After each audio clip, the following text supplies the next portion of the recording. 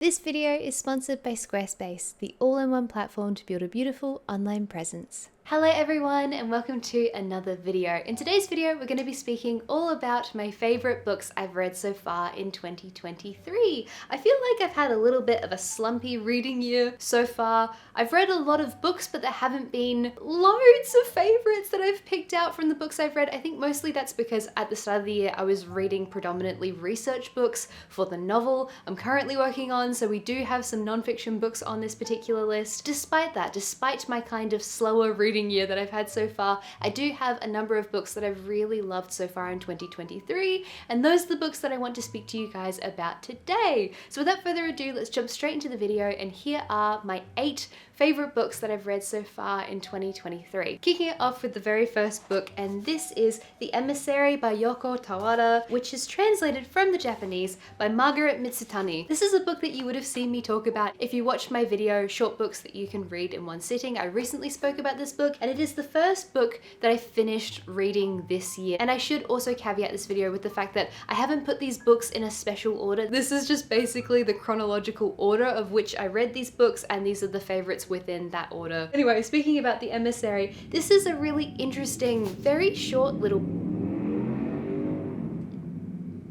This is a very interesting, very short little book, which is essentially a dystopian, futuristic story set in Japan in a context in which a big natural disaster has happened and Japan has become very, very nationalistic. It kind of harkens back to the period where Japan had shut its borders for around 300 years and they opened in the 1800s. Japan has shut its borders. It's essentially said that we don't want anything that isn't Japanese to be in this country. They've stopped using loanwords, so if you're familiar at all with the Japanese language, you'll know that there are a lot of borrowed and foreign words in the Japanese language, and so they've kind of outlawed all of these words. And it follows this grandfather and his grandson. So the grandfather has lived for a very long time. Older people in this particular dystopian society are living for longer and longer, and the children are getting progressively more and more weak. And so it's a really fascinating story. As I said, it's kind of dark, like it's not a very uplifting story. If you're in a bad headspace and you want something short and fun and cozy that'll make you feel good, this is not necessarily the book for you. But I found the world here to be really fascinating. I love the world building. I thought it was such an interesting short little book. We have the first non-fiction book, and I was umming and ahhing as to whether to show these or not because I don't think they're particularly relevant. But this is one of my favorite books I've read so far this year, so I'm just going to include it whether or not you're interested in this like non-fiction topic. And this particular book is called 20s London: Sex, Shopping and Suburban Dreams. Now, I read this book as a research book for my novel. I thought that it was brilliantly written. It's essentially what it says on the tin. It is a book about the 1920s, but it's written in such a way that it's incredibly engaging, and also for me as a writer investigating the 1920s, it was really specific. There were a lot of things where the author was describing like walking down a street, what a person would see in the 1920s, and it was like talking about the men who would come home from the war who were begging on the street and the price of getting your shoes shined, and all of these incredibly specific things that you would see if you were walking down a 1920s street. And so I was reading this book and I was like, yes, these are the details that I want and these are the details that I need. And so essentially this book is one of my favorite books I've read so far this year because it was just incredibly helpful for my research. And also I found it really interesting. I thought it was really engagingly written. I borrowed this book from the library. I took so many notes from this book.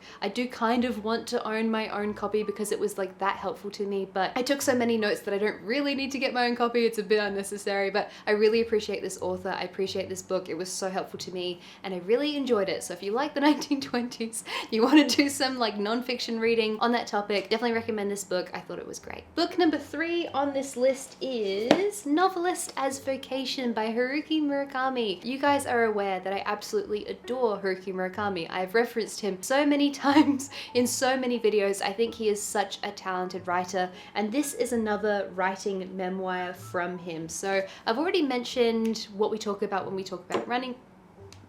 This is Haruki Murakami's first memoir on writing. However, despite the fact that running is in the title, I was taken by surprise when the book emphasized running as much as it did. It felt like it was more about running than it was about writing. However, if you really want to read about Haruki Murakami's writing process, what it was like in the early days of him writing and running a jazz bar, what it was like for him going over to America and trying to get his books published and all the things that he did, this is a really good book. The thing about Haruki Murakami, although there are so many many things in his books that I'm like, not a fan of that. I love his writing. I think he is such a raw talent when it comes to writing, and there's just something so magical about the way he writes, about the way he constructs sentences. You can tell even when you're reading his nonfiction work, like it's just, he is such a delight to read the work of. It literally doesn't matter what his stories are about or what his nonfiction work is about. I find it incredibly engaging just because he's such a wonderful craftsperson when it comes to writing. And so when this book came out at the beginning of this year, I believe, I went and got it. I really enjoyed it. I thought it was a great nonfiction book about writing. If you're interested in the life of a writer, if you're a writer yourself, I would probably recommend this one over this one, although I do enjoy both of them. Book number 4 is actually also a nonfiction book, Decadence, a literary history. And the reason why I wanted to read this particular book is because it analyzes the time period in which Oscar Wilde was writing and publishing his works. The Picture of Dorian Gray and his plays, it looks at the fin de siècle, that's probably not how you pronounce it, which is kind of the turn of the century artists, and it looks at this time period in literature in which writers were changing the morals. And so artists like Oscar Wilde were operating from the perspective of all art is quite useless, which is a quote from Dorian Gray. The pretext of The Picture of Dorian Gray, regardless, is a little letter from Oscar Wilde, and it says all art is quite useless. And so before we had the decadent artists who wrote for the sake of enjoyment, for the sake of pleasure, everyone in Victorian England believed that art was supposed to exist in order to teach morals. And so paintings were very religious and books had to be really moral and show people doing the right thing. But then The Picture of Dorian Gray came along and it was really self-indulgent and it was like really immoral according to a lot of people of that time. It's really interesting to look back on now because The Picture of Dorian Gray is such a celebrated book.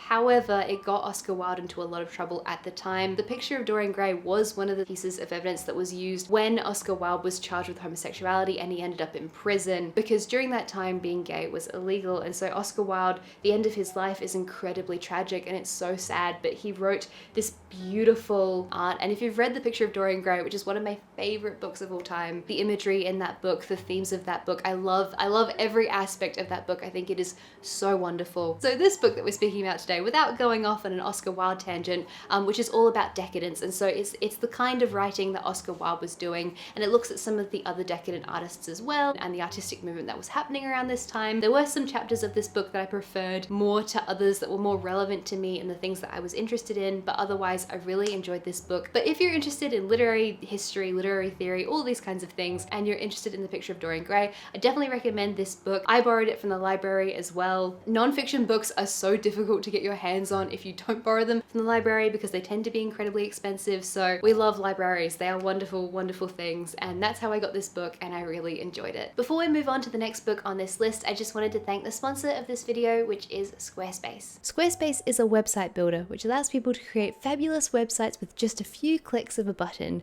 Many of you are aware by now that my website was made through Squarespace. I love their platform. The site was so easy to set up in the first place, and it's also very easy to maintain and keep looking lovely.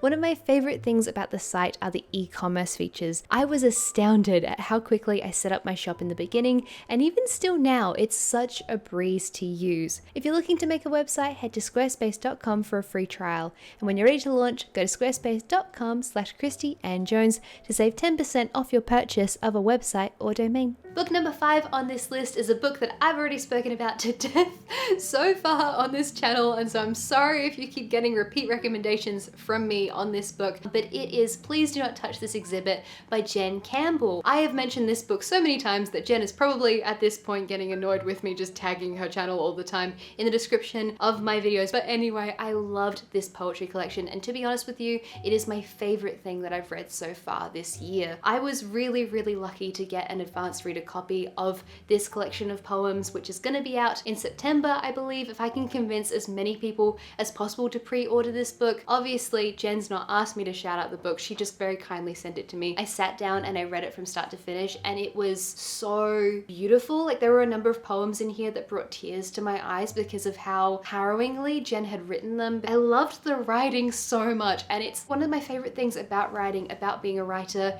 is the figurative language, it is the imagery, it is the way that people use words, and I find poetry really moving for this reason. Before I gush anymore, let me tell you a little bit about what Please Do Not Touch This exhibit is about. So this is a poetry collection which is about Jen's experiences of being a disabled person, of going through IVF. It has motifs of the ocean and the circus, and it's a poetry collection that examines her experiences with so much vulnerability and honesty, and it beautifully juxtaposes these moments that are quite dark and quite sad with other moments of incredibly beautiful imagery. Like just the way she uses words is so good. Please go pre-order it. It's going to be out in September, and I thought it was brilliant. Moving on to book number 6 on this list, and this is Legends and Lattes by Travis Baldree. I love the backstory of this particular novel. I love that this started out as a self-published book. I don't know if Travis Baldree tried to get it published with traditional publishers. Regardless, it started off as a self-published book and just got so popular that it eventually ended up being picked up by Tor, I believe. This is a story about an orc whose name is Viv. She decides to retire from her days of battling other like magical fantasy creatures, and she decides that she wants to go and open a coffee shop. The tagline of the story is high fantasy, low stakes, which I just